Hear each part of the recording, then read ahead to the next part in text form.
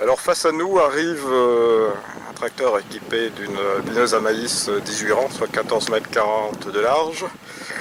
De là on ne voit rien de spécial, ça pourrait être un tracteur normal, mais voici le premier tracteur au monde qui est équipé d'un système de guidage par caméra, système réalisé par la société anglaise Garford et mis en place avec l'aide du concessionnaire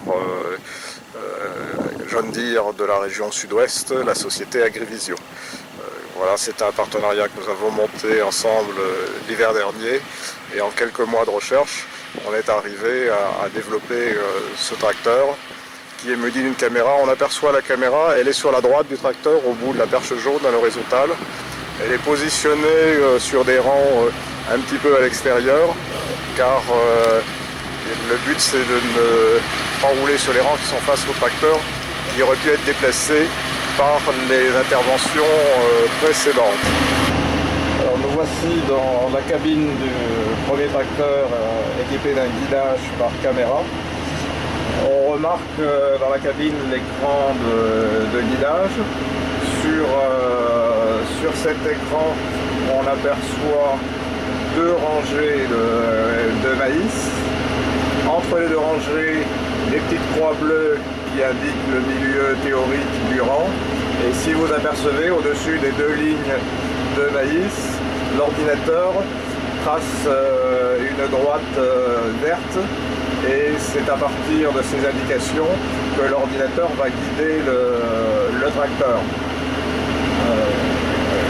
Voilà, nous roulons actuellement à 7,9 km/h, 7,8, donc dans du maïs au stade de 6 feuilles. On peut dire qu'il y a aussi également deux caméras sur la bineuse qui guident la bineuse. Mais en fait sur l'écran on voit qu'en haut il y a trois caméras. On peut par un sélectionneur changer d'image de caméra, aller sur les caméras de la bineuse ou aller sur la caméra du tracteur. La caméra du tracteur, elle, on la voit ici, donc à l'avant à droite du tracteur au bout de la perche jaune, et les caméras de la bineuse se retrouvent en extérieur devant la bineuse, une à droite, une à gauche. On a choisi de mettre deux caméras parce qu'on est dans une région avec des sols noirs unifères où ça fait beaucoup de poussière quand on travaille. Et donc si jamais il y a trop de poussière d'un côté, l'autre caméra prend le relais. On va demander à Michel Gourdon, le chauffeur du tracteur, quels sont les avantages de ce système de guidage par caméra pour faire du binage. Alors ce système de guidage par caméra nous permet de nous libérer la vision. On passe plus de temps à contrôler le fonctionnement de la bineuse et afin de faire des réglages le plus précis possible. Lorsque c'est le chauffeur qui conduit, le moindre écart détruit la culture derrière. Le deuxième avantage de ce système, c'est que l'on peut se concentrer sur la bineuse. On passe la plupart du temps tourné vers derrière. Donc la caméra se situe à l'avant droit du tracteur. Elle permet de bien guider le tracteur en agissant sur les roues. Il y a aussi deux caméras sur la bineuse, donc là on en voit une passer. On se trouve donc avec une bineuse qui suit parfaitement le tracteur. Et comme on peut voir, après la disparition de la poussière, il ne reste plus d'herbe sur le champ de maïs. Et au niveau stress et fatigue, que pensez-vous de ces systèmes de guidage? Ce système est moins fatigant et moins stressant qu'avant parce qu'avant il fallait que l'on fixe le rang pour aller droit. En fin de journée on était complètement épuisé, vidé, alors que là maintenant on travaille dans des conditions très agréables.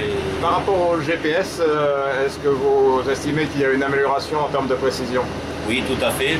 Lorsqu'on utilisait le GPS, le tracteur suivait une ligne droite et ne respectait pas les courbes qui pouvaient être faites par le semoir ou par le relief. Voilà. Donc on arrivait à abîmer du maïs, des rangs de maïs. Actuellement, on n'abîme pratiquement pas de maïs.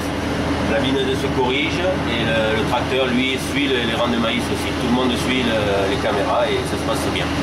Alors, voici la différence entre un rang de maïs qui n'a pas été biné et par un rang de maïs biné. On voit qu'il n'y a plus d'herbe.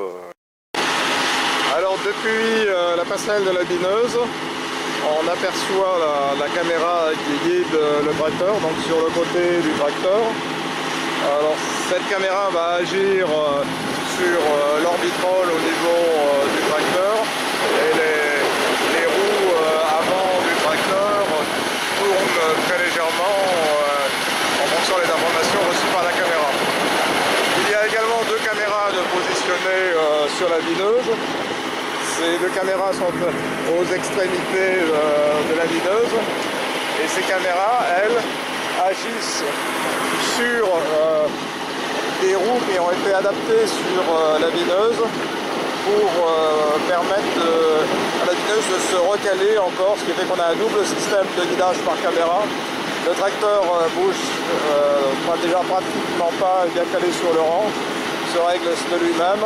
Et la bineuse peut se régler à nouveau si jamais il y a un petit défaut au niveau du tracteur. Donc si vous observez bien, on voit la barre de direction qui par moment peut se déplacer. Là, elle est partie un petit peu à gauche, mais vous allez voir qu'elle bouge très peu et très rarement, ce qui montre bien déjà que le tracteur est parfaitement guidé au niveau des rangs.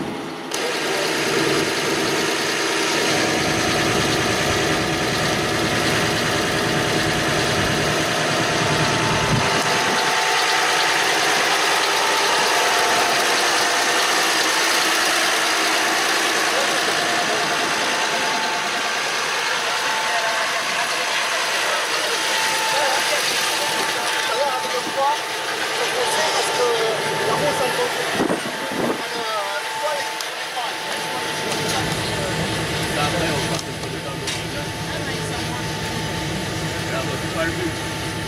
Là, celle-là, il faut écarter exprès. Oui, mais c'est normal parce que là où je me suis réglé, l'épateur est passé, on avait des creux. Et l'étoile, elle s'adapte. Et là, on le prêtera à la mienne.